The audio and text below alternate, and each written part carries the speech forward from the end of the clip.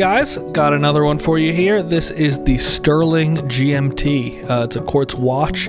Here are the stats. This has a case diameter of 42 millimeters. Typical size for one of these. The case thickness is 12 millimeters. It does wear a little bit thick, and the band width is 22 millimeters. So right up front, there's the stats. Comes in another, great looking box for the price point of $90. Inside, you have your warranty card, your instructions on how to use the watch, all real nice, and a simple pillow and cleaning cloth.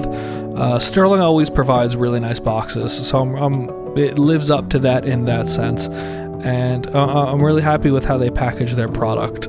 Now taking a first look at the watch itself, it's a beautiful looking watch. I love, the look of GMTs, so that's it lives up to that. I think we'll get a closer look at the face in a second, but there's nothing that really jumps out as it being strange or not looking like a GMT. The first issue I noticed, though, is that the bezel doesn't click. It's kind of a friction bezel. It's very hard to turn. Don't love that. I feel like a clicking bezel would have just been a lot nicer and a lot classier, but it is very difficult to adjust. Now we're going to take a look at the face a little bit closer, see if there's anything that isn't great. I love that pop of that orange GMT hand. It's very easy to set. After some initial tests, it does seem like it gets a little bit off at times. Like, you could set it perfectly to the hour and change the hours a bunch, and it won't be lining up perfectly with the hour marker anymore.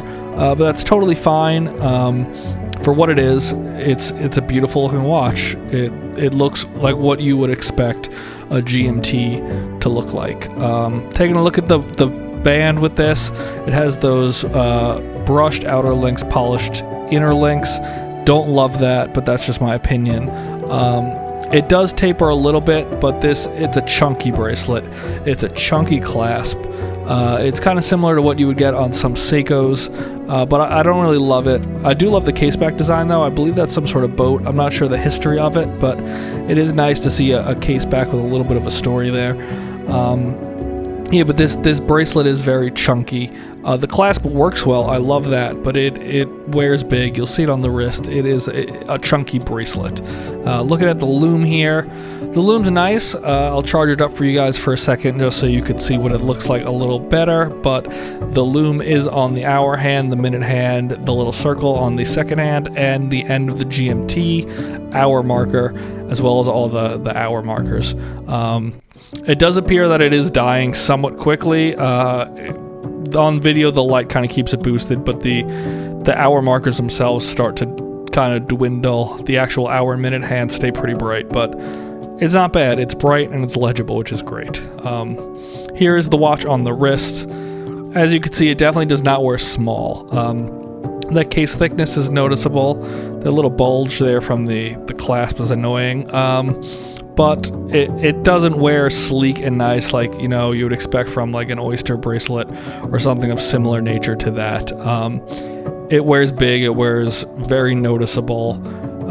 Also very much like a Seiko. This does feel like a quartz Seiko to me in a lot of ways. I know I did mention, but yes, this is a quartz watch, and it's not bad, but it does wear big, so definitely take note of that if you have a smaller wrist. And here we are looking at the watch up close.